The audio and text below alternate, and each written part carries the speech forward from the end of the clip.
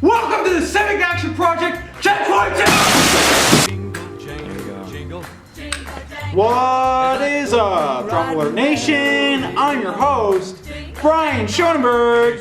Let's get right into the news!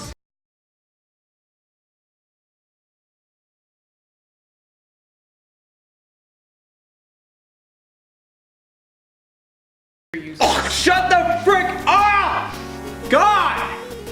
This is an update on our project to see how far along we have come. Yay! I will show the progress now. We've already written our script for the project. It's fully detailed and fleshed out with tons of examples and data and quotes and logistics and important things. Spreadsheets.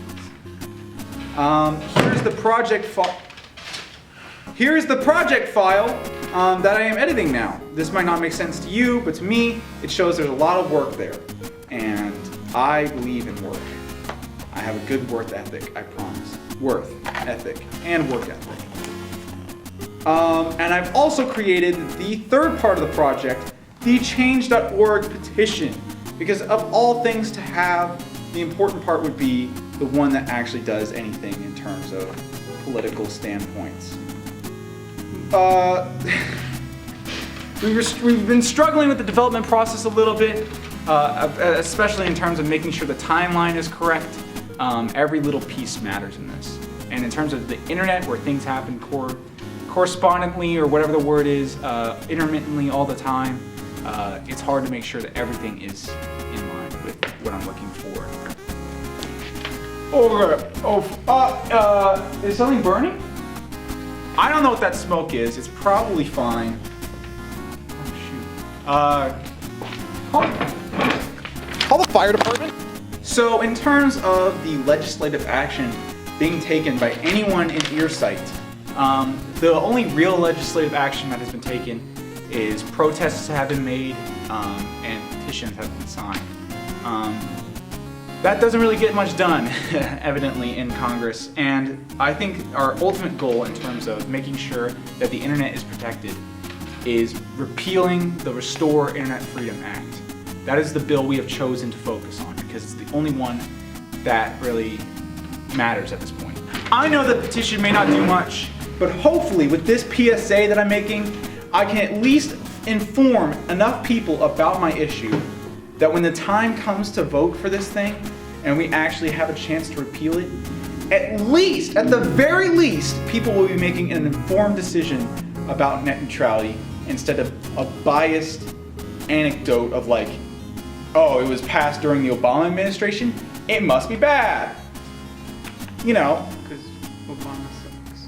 Yeah, and the FCC didn't even really do anything. I mean, Obama didn't even really have any control or he didn't do anything. Influence over that. That was the FCC's decision. This is a completely FCC branded issue, from bottom to top.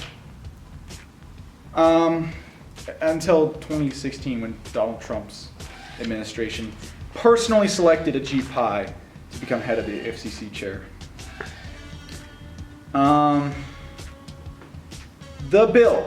The name of the bill that we must tear down is Section 993, otherwise known as the Restore Internet Freedom Bill.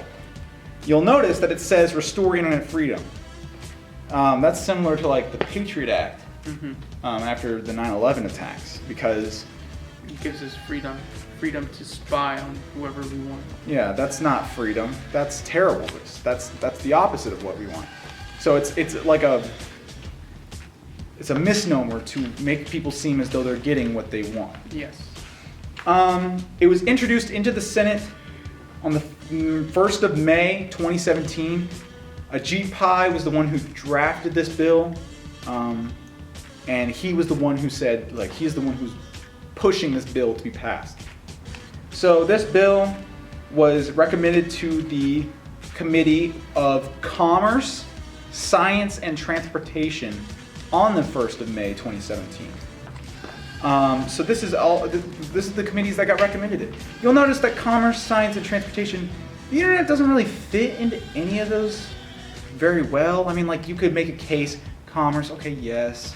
And science, okay, maybe. And transportation, all right, that could be it. But none of these committees really have any expertise on this issue, especially because it's a very unique issue. So it's easy for misinformation to be spread about it, especially when someone like Ajit Pai knows the ins and outs and can easily just tell you a truth and a lie back to back, and cause some chaos. There were 11 co-sponsors of this bill, including John Cornyn and Ted Cruz. They both sponsored this bill. Those are the two Texas senators. The Zodiac killer. Yeah, that guy. So you'll notice also that the co-sponsor, if you look at the senator or Congress.gov, the co-sponsors of the bill are mostly Republican.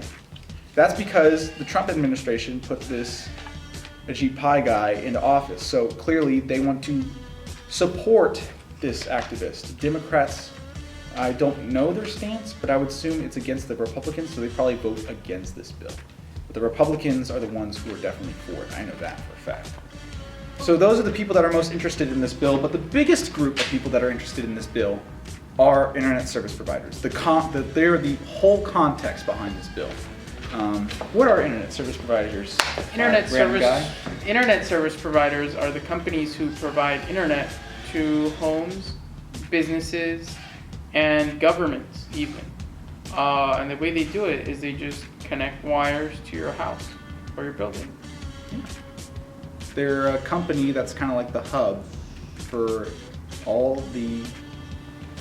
They provide your internet service. That's their job. They have in recent years been controversial because they have been known to have their hand in the Corporate cookie jar. Yeah, the corporate cookie jar, way more than we ever thought was true. In 2007, Comcast was sued by the FCC for being caught throttling people's internet speeds, basically slowing people's internet speeds down way worse than what they were actually paying for. This is just like, and you can really get away, they were getting away with this stuff. That's eventually, after 2007, all the lawsuits that were happening against ISPs, from Verizon to AT&T to Metro PCS, all those guys were getting sued, and they were countersuing over control of what they can and can't do. Then then they were exchanged over to Title II in 2015 under the Obama administration by the FCC, which put stricter restrictions on the ISPs.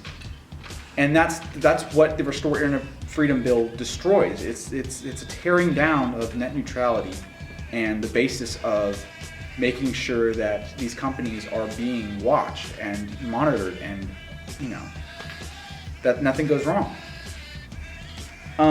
So this is definitely, the lobbyists of the internet service providers are working hard to make sure this bill stays there and gives them the benefits they want.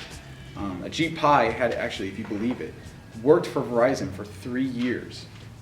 Or not 3 years, but like he had worked, but he quit 3 years before he became an FCC chairman. I can see that. I believe that. That is, you don't think his hand would clearly have he would have some form of connections with Verizon in terms of getting something done. And Verizon especially would be like, you know what you can do, Ajit Pai? You can remove those regulations passed on us in 2015. So yeah, I definitely want to stop this from happening. I'm making progress on my PSA. We are getting that thing done. It's happening. I want to inform people about this issue. This issue matters to me and to this guy, to a lot of people, because ensuring our internet is the most important thing we can do in terms of keeping information clean, safe, and available. Yeah, well, above all, available. Yeah. We got to know what's happening. That's what's happening. Next clip!